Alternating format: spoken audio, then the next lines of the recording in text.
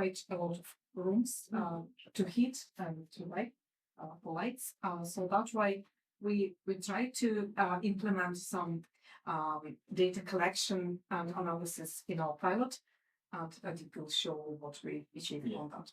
So basically at Game Center, we are doing quite simple. So basically we have a BMS system, the building management system, as well as solar data that we are using to generate our VSME style reporting. So I'll walk you through that. The main agenda is simple. The physical infrastructure is BMS and solar inverters. We have a logger that logs up all the information at a 15-minute interval time.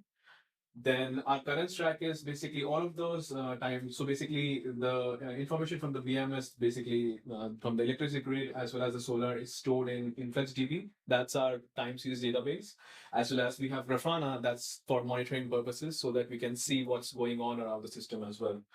Then the recent advancement is basically we are using Python KPI processing, where I'm using basically agentic as well as open source OpenAI API key so that we can generate VSME style reporting. And the final output will be kind of a VSME style report for reporting purposes for ESG.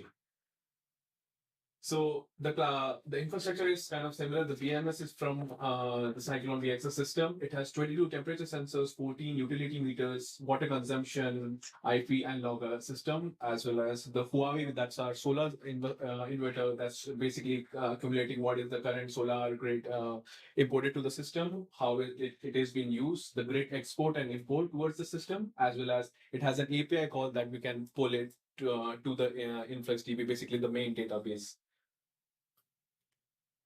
So that's the current stack at the moment.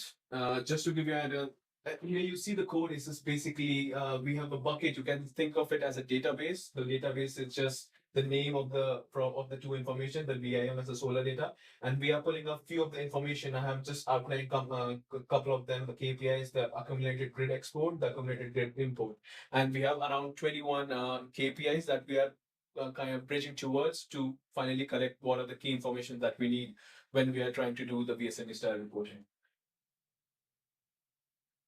So what is the first reason I think here we have already mentioned this? It's quite, we have data around our infrastructure, but the problem it is so fabricated, so like expanded into different setups that we are not storing and connecting all of these together. So what happens is when you have all of these sensors that is actually generating results, but it is stored so separately, though it creates a kind of burden for us to that, how to do that, how to make all of these things make sense together. Hence, when you have these numbers, we can actually narrate it if we have a proper pipeline. That's why this pipeline comes into picture where people get overwhelmed with few of the frameworks, as I mentioned, as somebody was mentioning, the CSJRD, these are like quite compliances, quite big. But voluntary style reporting is much easier to do because it doesn't have so much like KPIs or so much like indicators to work with. So it becomes quite easy. And with the use of now AI being one of the major topics, it becomes quite relatively easy to implement these systems. So just a brief idea how I have built it. So at the moment, what I'm doing here is basically I'm taking the information from InfluxDB to a Python script. Python script is just a programming language that I'm pulling it from. Then from Python script, I am just accumulating the key KPIs based on some simple data analytics technique, like checking if the data coming from the system is correct or not. Either if there is some missing values, how we will rectify it, and some anomaly detection. And eventually, I'm using Chat 4.0 Mini. That's the most simplest, the easy to access OpenAI model that anybody can use. Its APIs are quite easy to use and quite interactive as well. And finally, I'm generating an HTML type repo output that we can actually like have a PDF version of it that we can actually submit it. Then from based on the processing pipeline, we have these actual indicators. This is for this the February and March till yesterday's information. So we have a total energy consumed at around 8K kilowatt hours, the daily averages, the energy intensity, the total grids. These are the key KPIs that we have finalized.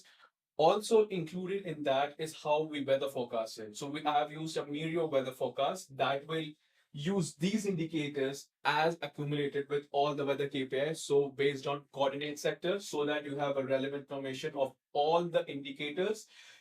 Are they relating it with the weather system? Are these systems working in place, or are the system not quite fabricated?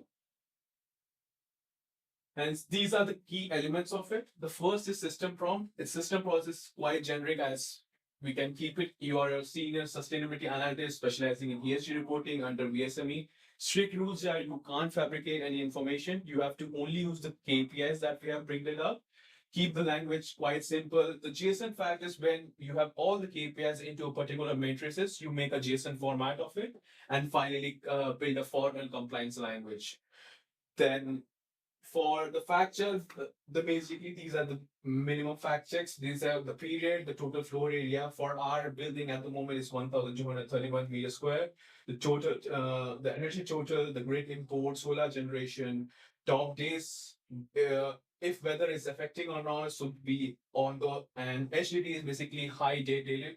That basically lets you know how much sunlight came in on that day and how much the grid performs. Solar performance ratio and expansion ratio.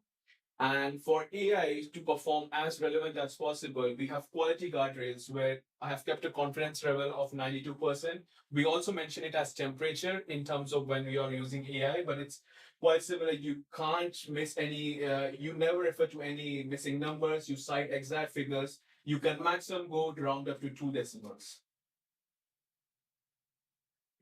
And at the end of the report, something will this kind of be baited on. So I'll show you the final HTML template as well, but these are the main indicators of the report. We have 3 different baselines that we are working with. The base one is energy. What are the energy resources, the intensity, how much is coming from the grid and how much solar generated, and what are the 3 days that was the most in terms of kilowatt hour. Then these are the emission factors, how much carbon emission was there, what factorized it, how much intensity it was, as well as at the moment we don't have scope 1 data because we don't have any like our in-service car or vehicles that we calculate how much like petrol or electricity was burned on it. And then finally, we have the P4 where it gives out recommendations. For example, it's more on the prescriptive side of recommendation. What if at the moment we are using 70 kilowatt hour solar system at our system, but what if we increase our solar capacity? So how much it will change from importing it from the electricity pool? And finally, switching into like what kind of tariffs and weather, for example, a forecast system where the weather is changing for the next few months, it will going to be more summer. So how can we utilize our resources much better? Then this is the recent change. Earlier it was from InfluxDB to Grafana just for display purposes. Now we have went from a display point of view to automated LLM pipeline. Now we have everything in place and everything working where we have a proper reporting cycle on cycle for months that we can use now. And these are just the key indicators at the moment. And I can just, so what's the next step for us? Now, already we have done a couple of main things. We have an infrastructure in place that is working very well.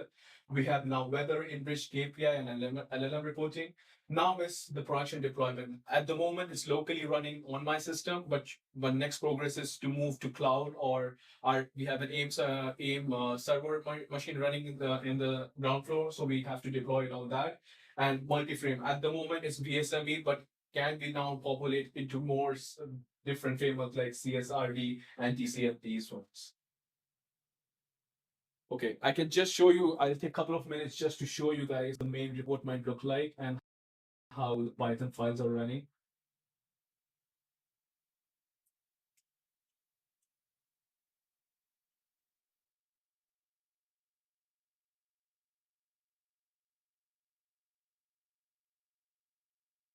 Okay. So just to give you an idea, that's the code I mentioned earlier. We are just pulling up information from our InfluxDB system, and we are picking up a query that we need all of these relevant information at our Python file. And then we are just creating a data frame value where you are storing it into a particular structure. Then a simple pre-processing step where I'm just calculating if there is a missing value, let us know. If it is not, just let it go. And if there is invalid input in the system, just have to bring it forward. Is it giving you those exceptions within this framework, or are you getting them outside of this in some sort of dashboard? How it works is basically it will go through all. For example, for the last 30 days, it will ping for all the information based on 15-minute time cycle. if there is a missing value, it will ping it up and highlight that for this day there is a missing grid, and it will just take it off from the reporting cycle. So you don't have a time series loss, because for FT 15 minute, it will create a copy of that relative to that. For example, you have a 15-minute window, then you have missed a 15-minute window, then you have another 15 window. It will consider these window as a mean value. So you are not losing any information in that way.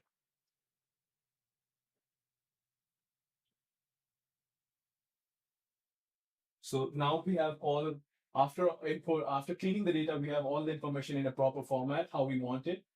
And then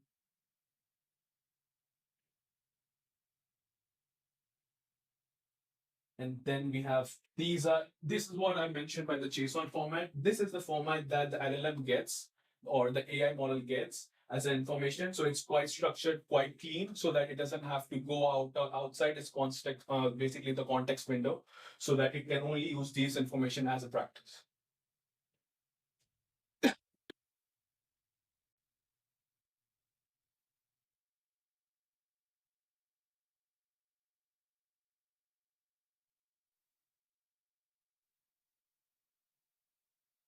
We have a few small indicators just to understand how the system is working. These are not directly part of the report, the HTML report that we are generating. It's just part of the analytics to see if the information is coming from the system is correct or not. So roughly it's coming out dry. For example, from the grid, we have almost 82%, and from solar, we have 18.7%. And these are the heat maps for the daily rate, how much electricity we are consuming. So you can see it's on a timestamp of 24 hours. And we have peak hours starting roughly around 9 o'clock till around, say, 2 o'clock. So these are the busy hours of the office as well, we can understand.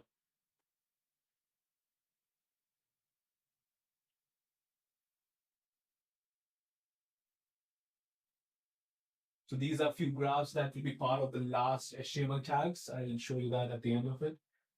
And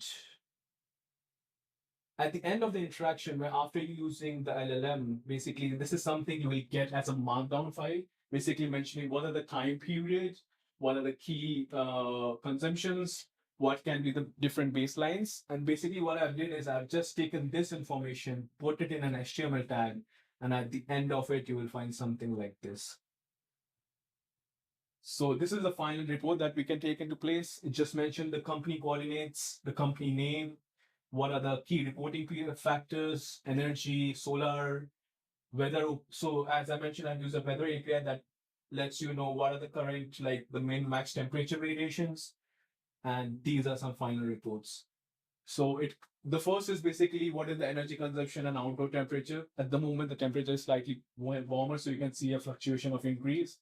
Then you can clearly see solar versus available one. So there were few days, I'll show you there, for example, 17, 18, and 14, where you have quite a cold day, and that's why solar generation was quite low.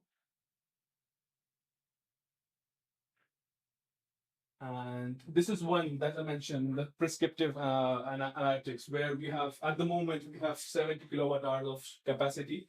But what if we double it, or what if we triple it? So it can see the amount at the moment is around 6,000, then it will reduce it to around 4,000, it will reduce it significantly. So this gives you an idea of if we change few things around our organizations, things will matter more. So this is a high level overview. At the moment, we are 17. So if we double it, it will be around 45%. If we triple it, it's around 63%. And hence, this is the final report that you will get with all of the logs, all of the information. And finally, you have these days I mentioned before, 17th, 18th, and 14th. The average temperature was quite low. Hence, it was more on the grid cycle where you use a lot of the electricity from the electricity board. And then few recommendations as well. Recommendations are quite simple. The weather information based on heating intensity, the solar expansion, as I mentioned earlier. We can change few things. For at the moment, we don't have scope 1.